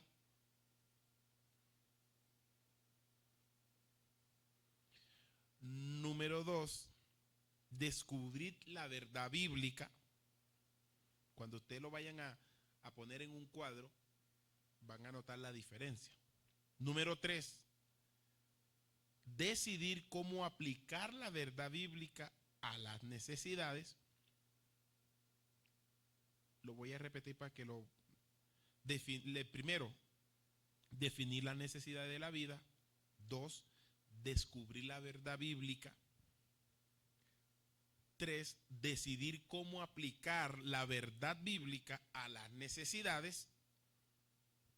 Y número 4, poner en práctica la palabra de Dios. Número 4, poner en práctica la palabra de Dios. Van a encontrar, como tarea, van a encontrar la diferencia que hay entre el enfoque sistemático y el enfoque de necesidad de la vida. Tarea, encontrar la diferencia del enfoque sistemático y del enfoque de la necesidad de la vida. En los 4 puntos que le di del enfoque sistemático y en los 4 puntos que le di del enfoque de la vida. Van a encontrar cuál es la diferencia que tienen allí. Y eso lo van a hacer en un cuadro. Esos 4 puntos van a organizar un cuadro. Usted verá a ver si lo quiere poner uno abajo, uno arriba, pero que vaya en su orden. Si lo quiere poner en circular, un cuadro aquí, el otro sigue acá, el otro sigue acá, para que pueda llevar un orden. Que su mente descubra. Entonces, para seguir este enfoque, porque ya estamos terminando aquí, se comienza por ordenar los problemas relacionados con la vida. Es decir, el enfoque de la vida, la necesidad de la vida, primero enfoca el problema. Lo que yo le dije, usted se encuentra con el animal y usted dice, ahora yo necesito solucionar este problema. Este animal me va a morder, me va a causar daño, entonces yo necesito buscar una herramienta, buscar un arma, lo que encuentre en mi entorno para ahuyentarlo, para que no me haga daño. Entonces, usted identificó el problema, usted dice, ahora que tengo el problema identificado, el siguiente paso es buscar la enseñanza bíblica, es decir, buscar una herramienta, un palo, una piedra, un elemento, un plástico, cualquier cosa para ahuyentar el animal. Entonces se sujeta primero a identificar el problema. En cambio en el sistemático no es así. En el sistemático primero busca la verdad bíblica, la descubre, la verdad bíblica antes del problema. Yo creo que ya le adelanté más de la tarea allí. Pero entonces voy a repetir. Este enfoque comienza por ordenar el problema relacionado con la vida, identificando sus necesidades y sus intereses. El siguiente paso es buscar la enseñanza bíblica que aplican a las necesidades y se convierte en la base de solución del problema. Luego se relaciona con lo que ha descubierto en el estudio bíblico con sus necesidades de la vida. En esta forma se basa para solucionar sus problemas de la vida. ¿Qué significa esto? Que en el paso final y en la conclusión pone en práctica. Significa que ya usted identificó el problema, el animal, ¿verdad? Luego descubre la piedra. Luego que descubre la piedra, usted sabe que la puede lanzar. Pero luego usted decide lanzarla, la pone en práctica y luego el animal ahuyenta y usted es salvo. Eso es lo que hace el enfoque de la necesidad de la vida. La diferencia básica de los dos enfoques es si comienza usted con la necesidad y avance hacia la perspectiva de Dios, o si comienza con el enfoque sistemático de las Escrituras y avanzas a la necesidad de la vida, que es el ejemplo que yo le puse. Para mí, pues si me pondría a elegir, yo diría los dos funcionan, pero yo decido andar armado. Es decir, yo ando con el conocimiento bíblico y si hay una necesidad en mi vida, yo aplico esa necesidad por el conocimiento bíblico que tengo. Pero ahora, aquí ocurre algo. Cuando tú tienes el conocimiento del pasaje, quizás no tenga toda la escritura en mente en algún asunto específico. El enfoque de necesidades de la vida puede conducirle a consultar un margen más amplio de instrucción bíblica sobre algún asunto de interés. Ejemplo, le pongo el mismo ejemplo que les dije ahorita. Usted anda con un palo y usted dice, ese animal sale por aquí, si me sale, yo le doy con el palo. Pero usted solamente defiende su interés de acuerdo a lo que usted tiene, pero no investiga más allá. En cambio, el enfoque de necesidad de la vida tiene esto. Está el animal, está una piedra, está un balde y está un palo. Usted elige entre ellos y puede profundizar y buscar otra herramienta y otro método para descubrir su habilidad. A lo menos el otro se hace habilidoso con el palo, pero el otro se hace habilidoso lanzando. Ahora es donde queremos llegar con lo que es el ministerio. ¿Usted creería que descubriendo lo que Dios le ha llamado a hacer, descubrirá usted la forma práctica de ejercer el ministerio si no asocia su vida con las verdades bíblicas?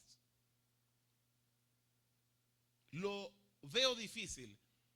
Si no descubres a qué Dios te llamó, tú puedes llenarte del conocimiento de todos los ministerios, pero si no descubres a qué Dios te llamó, no puedes hacer de manera objetiva el plan aplicativo de la verdad bíblica para que puedas ejercerlo. ¿Cuántos profetas hay que son pastores? ¿Cuántos pastores hay que pueden ser evangelistas? ¿Y cuántos evangelistas hay que pueden ser pastores? ¿Cuántas personas que ejercen el ministerio de predicación, pero están ocupando un lugar que no está mal, pero que deberían estar ejerciendo la predicación, no lo están haciendo porque no se han descubierto? Entonces, en la próxima clase vamos a ahondar un poquito más este tema y vamos a entrar más profundo a lo que son los dones, el llamado, el ministerio, pero no solamente es en los dones de poder. Recuerde que esto también compone el trabajo con los niños, el trabajo con los jóvenes. ¿Cuántos maestros de niños hay que pudieran formar y ayudar a muchos niños, pero no lo hacen porque dicen que yo no me veo con los niños? Tú no te ves, pero tienes un potencial para ayudar a los niños. Entonces, mis amados, finalizamos hasta aquí esta clase. Esperamos, obviamente, como lo vimos aquí, ser mucho más eficiente. La idea es ser más claro, la idea es ser objetivos en la enseñanza, que podamos aprender de manera evolutiva, porque no solamente aprender a un grado de conocimiento, sino que tenemos que seguir evolucionando. Y que Dios los bendiga, que ustedes puedan seguir juiciosos estudiando, únanse, apoyen su iglesia, apoyen a sus pastores, a la pastora, y crezcan en la fe. Quiero orar en este momento y darle gracias a Dios en el nombre de nuestro Señor Jesucristo. Gracias te damos, Señor, por esta noche de aprendizaje, por este momento de enseñanza, y ruego en el nombre de Jesús de Nazaret que cada uno de los estudiantes crezca, sea nutrido, Señor, para nutrir a otro, que puedan descubrir, bendito Dios de gloria, ese llamado que tú has hecho en sus vidas, lo que has depositado en sus vidas, que ellos lo desarrollen, que ellos lo pongan en práctica y ayuden a otros. Rey, gracias, porque has sido bueno y maravilloso. En el nombre de Jesús. Amén y amén. Que Dios los bendiga. Paz y gracia a nuestro Señor Jesucristo para ustedes. Dios los bendiga. Amén. Amén, bendición.